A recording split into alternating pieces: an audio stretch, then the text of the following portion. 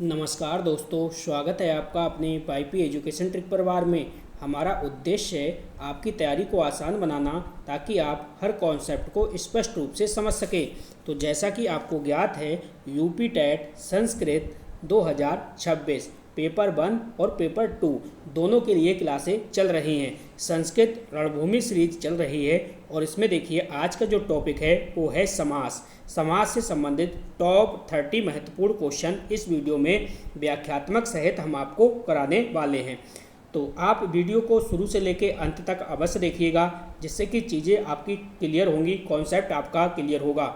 अगर आप YP education trick channel पे पहली बार आए हैं तो चैनल को सब्सक्राइब अवश्य करिएगा। चलिए बिना किसी देरी के करते हैं वीडियो को स्टार्ट। तो चलिए 2 सेकंड आपका समय और लेंगे। देखिए वाईपी एजुकेशन ट्रिक चैनल लिखा हुआ है, कॉन्टैक्ट नंबर दे रखा है।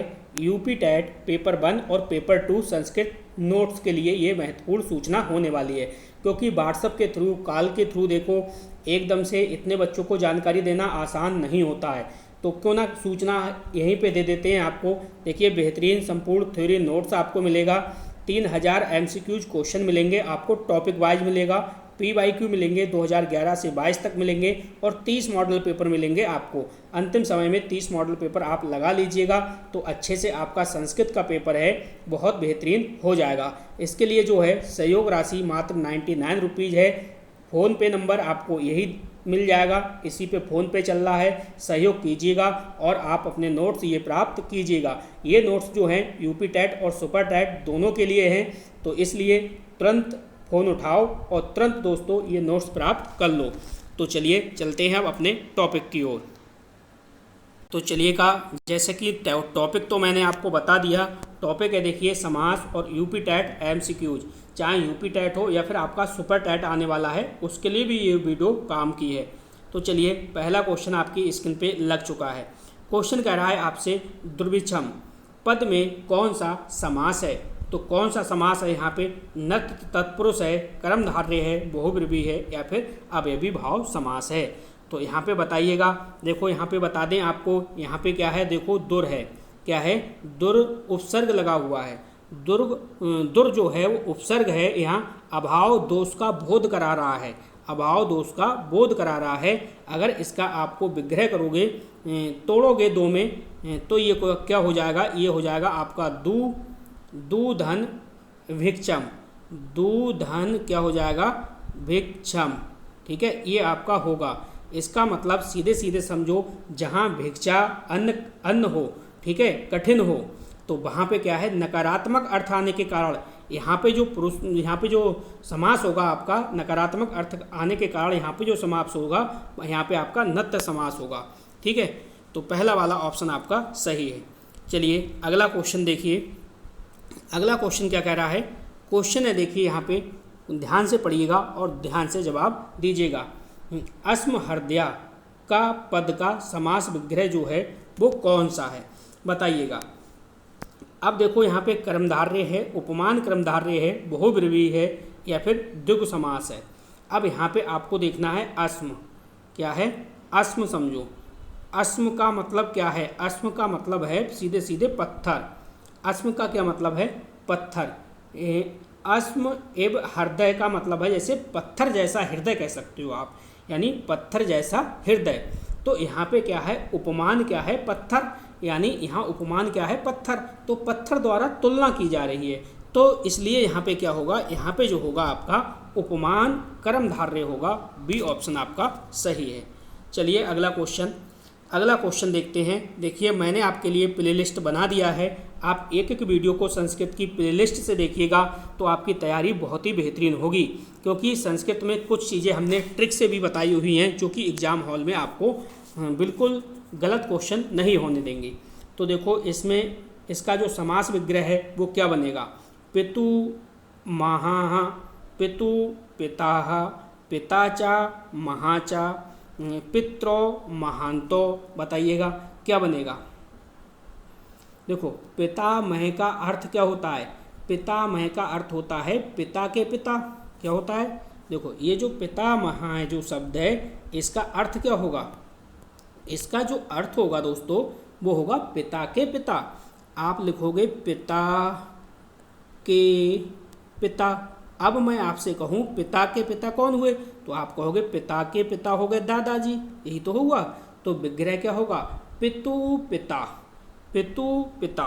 ठीक है, पितु पिता यानी कह सकते हो यहाँ सृष्टि संबंध है, इसलिए यह सृष्टि तत्पुरुष भी होगा। ठीक है, ये आपको ध्यान में रखना है। चलो अगला देखिए, अगला क्वेश्चन क्या कह रहा है। अगला क्वेश्चन कह रहा है आपसे, चौथा क्वेश्चन कह रहा है, देखिए निष्कंटकम पद में कौन सा समास है, अवयवी भाव, नत तत्पुरुष, बहुब्रीहि या फिर द्वंद्व समास। तो बताइएगा सही क्या होगा। अब देखो यहाँ पे इसका जब विग्रह करोगे कुछ इस प्रकार से करो, दो शब्दों में तोड़ो इसे, निस धन कंटक, कुछ इस तरीके से होगा। ठीक है, अर्थ क्या निकलेगा, अर्थ इसका ये निकलेगा कांटों से रहित। अर्थ क्या निकलेगा इसका, अर्थ इसका ये निकलेगा कांटों से रहित। अब कांटों से रहित, कांटों से रहित यानी जहाँ आपको अभाव या रहित होने का अर्थ आए वहाँ पे पर्याय क्या होगा, वहाँ पे नत्र तत्पुरुष समास होगा, यानी बी ऑप्शन आपका सही है। चलो अगला क्वेश्चन देखो, क्वेश्चन नंबर 5 क्या कह रहा है। क्वेश्चन कह रहा है आत्मबलम पद में कौन सा तत्पुरुष है। तो कौन सा तत्पुरुष है ये पहचानिए, है तो तत्पुरुष लेकिन कौन सा है, द्वितीय तत्पुरुष, चतुर्थी, षष्ठी या फिर सप्तमी। तो यहाँ पे पहचानो। इसको अगर आप करोगे तो कुछ इस तरीके से करोगे ना, देखो मैं करके दिखा रहा हूँ आपको। आत्मन और बलम, ठीक है, यही तो बनेगा इसका बलम, तभी तो बना आत्मबलम, तभी तो बनेगा आत्मबलम। यहाँ जो है सीधे सीधे समझो का की के संबंध है, यहाँ पे क्या हो रहा है का के की संबंध है। ठीक है, का की के, तो यहाँ पे जो होगा वो सृष्टि तत्पुरुष होगा। सी ऑप्शन आपका सही जवाब है। उम्मीद करूँगा चीज़ें आपके समझ में आ रही होंगी। और दोस्तों मैंने आपके लेवल के हिसाब से ही क्वेश्चन रखे हैं, सिंपल क्वेश्चन नहीं रखे हैं, क्योंकि आयोग इस बार पेपर बनाएगा तो उसी हिसाब से मैंने आपको क्वेश्चन लिए हुए हैं। ठीक है, काकतालीयम पद जो है किस समास का उदाहरण है, तो ये किस समास का उदाहरण है समझिएगा। बहुब्रीहि, मध्यम पदलोपी, अवयवी भाव या फिर द्वंद्व समास, बताइएगा। तो देखो काकस्य आगमनम, सीधे सीधे इस प्रकार से समझो, काकस्य आगमनम तांडफल पतनम चा, यानी सीधे सीधे है बीच का पद लुप्त हो जाना। बीच का पद लुप्त हो जाना, इसलिए इसे क्या है मध्यम पदलोपी समास कहेंगे। यह अत्यंत प्रसिद्ध दोस्तों उदाहरण है, तो इसलिए क्या है बी ऑप्शन यहाँ पे सही है। चलिए अगला क्वेश्चन देखिए। अगला क्वेश्चन क्या कह रहा है, क्वेश्चन कह रहा है दंडपाणी पद का सही विग्रह क्या होगा। तो सही विग्रह क्या होगा समझो इसमें, दंडापाणो यस्य सा, दंडेड़ पाड़ी, दंडेस्य पाड़ी या दंडे पाड़ी। तो बताइएगा, देखो जिसके हाथ में दंड है, यानी सीधे सीधे समझो क्या होगा, जिसके हाथ में दंड हो, अर्थात यहाँ कह सकते हो, अर्थात क्या है बाहाँ अर्थ प्रधान हो रहा है। यहाँ पे जिसके हाथ में दंड हो, तो यहाँ बाहाँ अर्थ प्रधान हो रहा है, अर्थात किसी व्यक्ति की विशेषता बताई जा रही है। तो इसलिए यहाँ पे एक मिनट रुकिए, सही विग्रह पूछ रहा है ना, तो यहाँ पे क्या होगा आपका, हाँ बिल्कुल बिल्कुल मैं सही जा रहा हूँ। तो यहाँ पे जो समास होगा वो बहुब्रीहि समास होगा। क्या होगा, बहुब्रीहि समास होगा। और जो सही विग्रह होगा वो क्या होगा, दंडपाणो यस्य सा। ठीक है, ए वाला ऑप्शन आपका सही है। तो चलिएगा अगला क्वेश्चन देखिए। क्वेश्चन आपके लेवल के इसलिए रखे गए हैं क्योंकि आयोग जो है वो पेपर बना रहा है, तो हल्का फुल्का पेपर नहीं आएगा इस बार।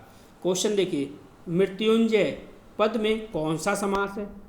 तो कर्मधारय है, द्वितीय तत्पुरुष है, बहुब्रीहि है या फिर अवयवी भाव है, बताइएगा।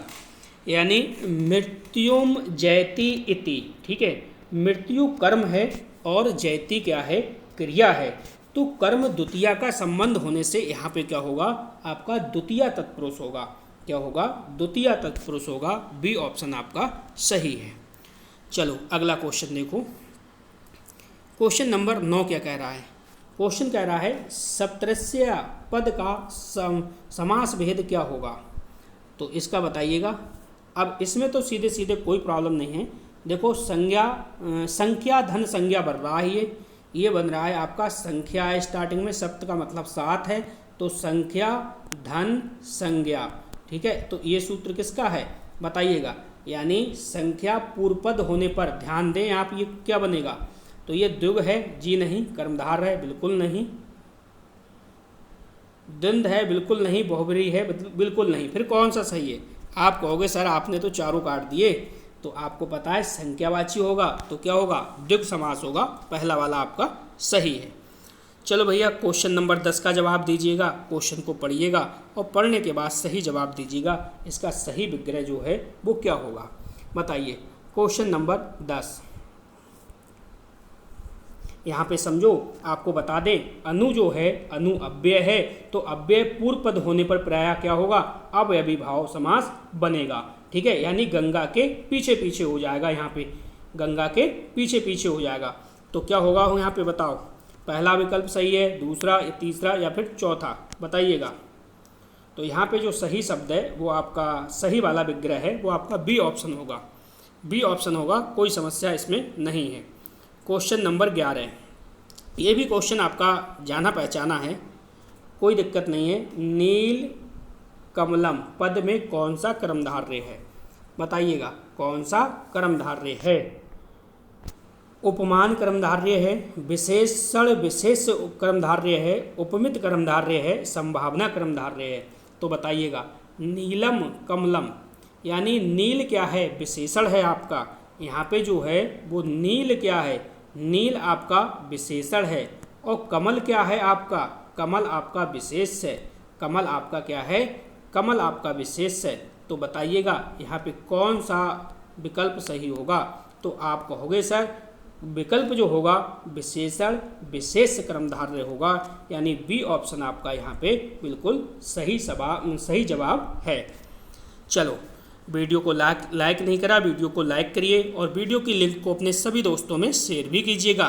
देखिए आप सपोर्ट करते रहिए, जैसे जैसे आप सपोर्ट करोगे वैसे आपको बेहतरीन क्लासें देखने को मिलेंगी। अगला क्वेश्चन देखो, चक्रधरा पद का समास विग्रह क्या होगा। तो ध्यान दो, सही विकल्प आपको चुनना है। यानी कह सकते हो जो चक्र धारण करता है, जो चक्र धारण करता है, यानी यहाँ क्रिया का भाव है धरती, तो ऐसे समास को उपपद तत्पुरुष समास कहेंगे, ठीक है। लेकिन यहाँ पे आपको समास नहीं बताना, समास का विग्रह बताना है। तो चक्रम धरती इति, चक्रस्य धरा, चक्रे धरा, चक्रीण धरा। आप कहोगे सर इसमें पहला वाला ऑप्शन सही है, पहला वाला ऑप्शन बिल्कुल सही है। चलो अगला क्वेश्चन देखो। क्वेश्चन नंबर 13 क्या कह रहा है। क्वेश्चन नंबर 13 आपसे कह रहा है, शब्द है वो है उपकूलम। उपकूलम पद में किस समास का उदाहरण है। ये जो उपकूलम पद है ये किस समास का उदाहरण है।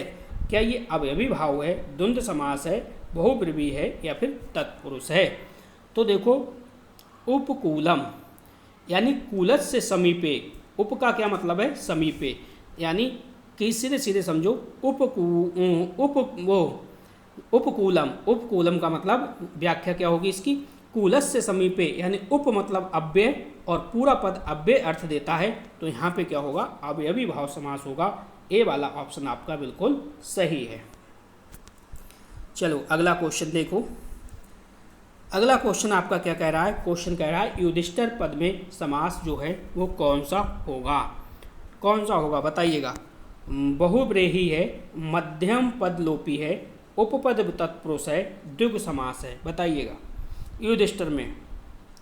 तो युधि तृष्टि इति, यानी युधि क्या है यहाँ पे, युधि जो होगा यहाँ पे वो उपपद होगा। यानी जो आपका युधि है ये ये क्या होगा, ये आपका उपपद होगा। ठीक है, तो बताइएगा। और तृष्टति, तृष्टि क्रिया से मिलकर बना है ये, तो सीधे सीधे होगा भैया यहाँ पे होगा आपका उपपद तत्पुरुष समास। सी ऑप्शन सही है। अगला क्वेश्चन देखिए, क्वेश्चन क्या कह रहा है, क्वेश्चन को समझो और जवाब दो। क्वेश्चन नंबर 15, कुबेरा के लिए प्रयुक्त धनदा पद में कौन सा समास है, बताइएगा। सही क्या जवाब क्या होगा आपका, तृतीया तत्पुरुष, द्वितीया तत्पुरुष, उपपद तत्पुरुष या फिर बहुव्रीहि। सही जवाब आपको देना है। ठीक है, धनम ददाति इति धनात् धनदा, यानी जो धन देता है, जो धन देता है, तो क्रिया आधारित रचना होने से यहाँ पे क्या होगा, उपपद समास होगा। सी ऑप्शन, वो उपपद तत्पुरुष समास होगा। सी ऑप्शन सही है। अगला क्वेश्चन नंबर 16 को देखिए और जवाब दीजिए। क्वेश्चन ये भी अच्छा है, बताइए कौन सा समास होगा यहाँ पे। तो इसका क्या होगा, देखिए त्रीणि अम्कानि यशसा, यानी कह सकते हो जिसके 3 नेत्र हों, जिसके 3 नेत्र हों, यानी कह सकते हो या वहाँ शक्ति है, शिव का बोध करा रहा है।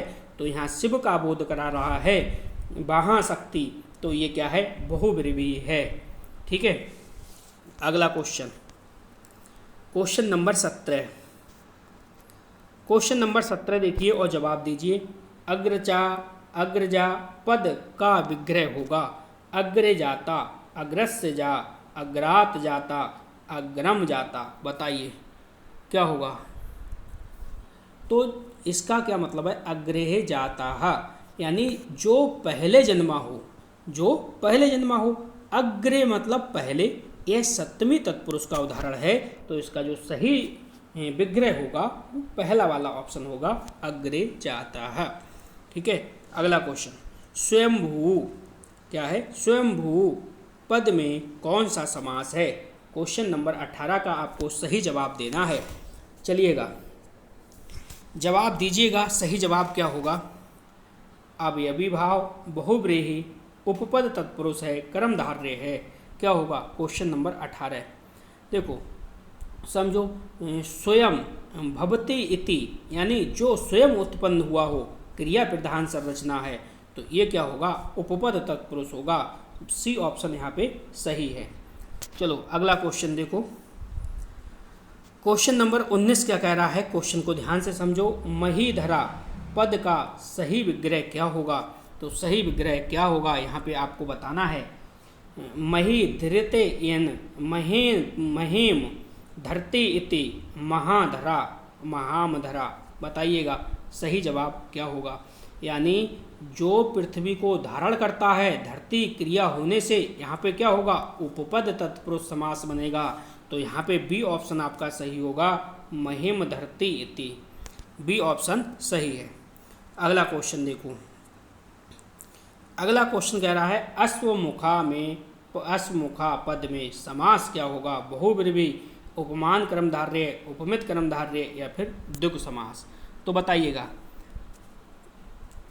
अश्व एव मुखम, घोड़े के समान मुख, तुलना होने से क्या होगा, यहाँ पे हो जाएगा उपमान कर्मधारय। बी ऑप्शन आपका सही है। चलिए अगला क्वेश्चन देखो। क्वेश्चन नंबर 21 क्या कह रहा है। क्वेश्चन अच्छा है, पेपर में छपने वाला है। पीताम्बरा पद में कौन सा समास है। तो यहाँ पे आपको पहचानना है कौन सा समास है। विशेषण विशेष कर्मधारय, बहुव्रीहि, उपपद तत्पुरुष या फिर द्वंद्व। तो देखो पीताम्बरा यानी पीतम अम्बरम यस्य सा, जिसका वस्त्र पीला हो। तो यहाँ वहाँ व्यक्ति यानी विष्णु कृष्ण का बोध होता है। तो यहाँ पे क्या होगा, बहुव्रीहि समास होगा। बी ऑप्शन आपका सही है। अगला क्वेश्चन देखिए, क्वेश्चन नंबर 22। क्वेश्चन नंबर 22 क्या कह रहा है, समझो। नक्तमचरा पद किस समास का उदाहरण है। तो यहाँ पे चारों ऑप्शन आपके सामने हैं। बहुव्रीहि, उपपद तत्पुरुष, अवयवी भाव और द्विगु समास। बताइए नकतम चरित्र इति, जो रात्रि में विचरण करे, क्रिया आधारित समास है। तो यहाँ पे क्या होगा, उपपद आपका समास उपपद तत्पुरुष समास बनेगा। बी ऑप्शन सही है। अगला क्वेश्चन को पहचानो भाई और जवाब दो। हो सकता है आपके हिसाब से थोड़ा लेवल कठिन हो। चलिए बताइएगा सही जवाब क्या होगा। सा का मतलब होता है साथ, सा का सीधे सीधे साथ, ठीक है। पत्नी सहित, यहाँ पे क्या होगा, पत्नी सहित, यानी कह सकते हो अवयवी समास का सुंदर उदाहरण है ये क्या होगा आपका, बताइए सही जवाब बताइए। तो चलिए पहला वाला विकल्प यहाँ पे बिल्कुल सही हो जाएगा। अगला क्वेश्चन को पहचानो, पढ़ो और जवाब दो। क्वेश्चन अच्छा है, कोई कठिनाई वाला क्वेश्चन नहीं है।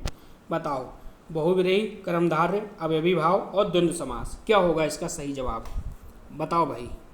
देखो समझो इसका विग्रह, यानी दिगंबरा है, ठीक है।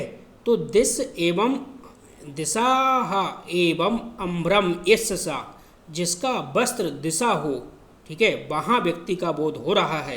तो यहाँ पे क्या होगा, बहुव्रीहि समास होगा। ए ऑप्शन आपका सही है। चलिए अगला क्वेश्चन नंबर 25 क्या कह रहा है, इसको ध्यान से समझिएगा। क्वेश्चन कह रहा है जलचराहा पद में कौन सा समास है। तो यहाँ पे कौन सा समास होगा बताइए। उपपद तत्पुरुष है, द्विग है, बहुव्रीहि है और कर्मधारय है। यानी जले चरिते इति, जल चरिते इति, जो जल में चरता है, रहता है, क्रिया प्रधान संरचना है। तो यहाँ पे क्या होगा आपका उपपद समास होगा, उपपद तत्पुरुष समास होगा। ए ऑप्शन आपका सही है। अगला क्वेश्चन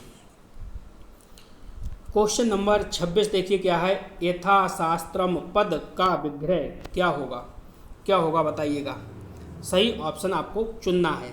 यानी शास्त्र के अनुसार यथा अव्यय है, अतः यहाँ पे अवयवी भाव समास होगा। यानी यहाँ पे क्या होगा, अवयवी भाव समास होगा और आपका बी ऑप्शन बिल्कुल सही जवाब होगा। चलो अगला क्वेश्चन नंबर 27 को पढ़ो और ध्यान से आपको जवाब देना है। चलिए वीडियो को अपने सभी दोस्तों में शेयर अवश्य करिएगा। जितने भी आपके पास ग्रुप हैं सभी ग्रुपों में सेंड करिएगा और बताइएगा भाई आपकी तैयारी बेहतरीन हो रही है। संस्कृत की हमने प्ले लिस्ट बना दी है और आपसे कहा जा रहा है मई के अंदर आपका संस्कृत का सिलेबस है कंप्लीट हो जाएगा, क्योंकि थ्योरी वाला भी कंटेंट आपका कंप्लीट हो चुका है और अभी जो है वो टॉपिक वाइज आपकी रिवीजन करा रहे हैं, तो ये भी कंप्लीट हो जाएगा। इसलिए आपका जो जून है, जून में फाइनल आपका इसका टेस्ट सीरीज लगाएंगे। तो चलिए बताइएगा, मध्यम पदलोपी है, उत्पद तत्पुरुष है, बहुव्रीहि है या अवयवी भाव है। देखो कुंभकारा, ठीक है। तो यहाँ क्या है, कुंभ क्या बनेगा, कुंभम करोति इति, जो घड़ा बनाता है, क्रिया आधारित समास है। तो यहाँ पे क्या होगा, उपपद समास है। बी वाला ऑप्शन सही है। अगला क्वेश्चन देखिए, क्वेश्चन नंबर 28 क्या कह रहा है, ध्यान से समझिएगा। क्वेश्चन कह रहा है सता नदा पद का समास भेद क्या होगा, द्विग होगा, बहुव्रीहि होगा, कर्मधारय होगा या फिर द्वंद्व होगा, बताइएगा। सतम आनंदा, यानी सतम आनंदा, यहाँ पे क्या है, संख्या पूर्व पद से द्विग समास होगा। क्या है, द्विग समास होगा। बी ऑप्शन सही है। अगला देखिए,